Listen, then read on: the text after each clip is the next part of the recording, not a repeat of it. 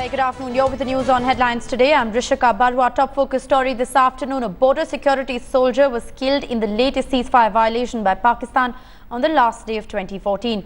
A second Indian jawan was injured in the heavy firing that broke out earlier today. In retaliation, the BSF opened fire and has confirmed killing 2 Pakistani rangers and injured many at their posts across the international border. Firing is still on as we report on this story. The latest string of attacks this year, Samba violation adds to the unprecedented 563 violations from the other side in 2014. It is likely that the firing is intended to facilitate an infiltration across the international border. Things are significantly more deadly on the line of control.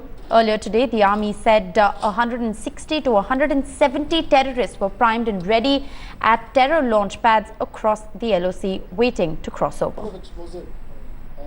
You see, all told, अभी जो है awaiting infiltration हमारे लिहाज से लगभग 160-170 का तकरीबन estimate है, तो उसके लिए हम पिछले साल कितना अभी तक उस हिसाब से बर्फ़ नहीं आया। बर्फ़ जो है बड़ी मुश्किल से कहीं पे 12 इंच, कहीं पर 18-19 इंच आया हुआ है, और लेकिन टेम्परेचर्स जो है बिल्कुल डाउन हो गए हैं। उस कारण से अलग और नए चैलेंजेस हैं। उन चैलेंज को हमने बिल्कुल बखूबी किसी भी सूरत में उसको हमने फेस करना और रिस्पॉन्ड करना।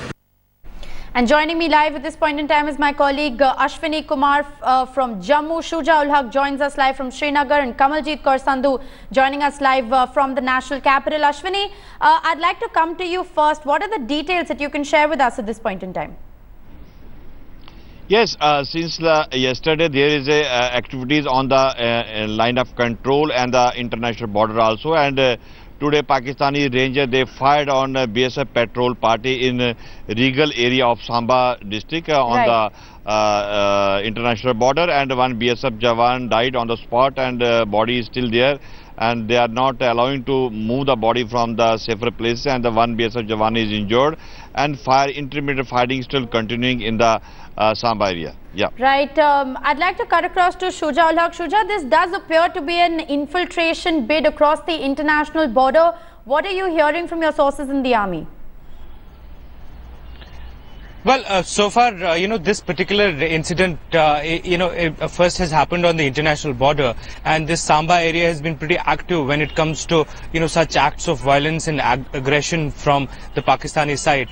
This time around, it is only in, within 24 hours that there is a ceasefire violation like this. Right. And we've seen that whenever such unprovoked ceasefire violations have happened, there are certainly, other motives as well, which include the possibilities of aiding and abetting possible infiltration bids by the militants. If we recount, this entire year has been marred by such incidents. Absolutely. Where many infiltration bids have taken place, particularly in this section of the international border in Jammu division. So one cannot really rule that out, that whether this ceasefire violation or act of aggression was also a part of the larger idea of abetting an infiltration bid. Right. There have been an unprecedented 563 infiltrations that have been reported in 2014. Kamal, you've been tracking developments on some very high-profile security meetings that have been held in the Home Ministry. How is the centre responding to this situation?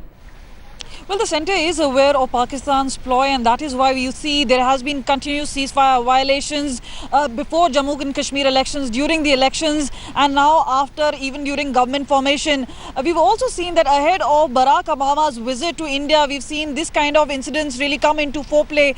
But the fact remains that on ground it is the BSF which is at the borders, especially on the international border, which is reciprocating and obviously retaliating. And now what we know from our sources in BSF is that 2 Pakistani Rangers have been killed, and a few others have been seriously injured in the retaliatory fire. But they also saw there was a meeting, there was a phone call from the Pakistani side to hold that particular fire, but somehow there seems to be no agreement from both the sides, and that is why we see continuous firing going on from both sides at this point of time.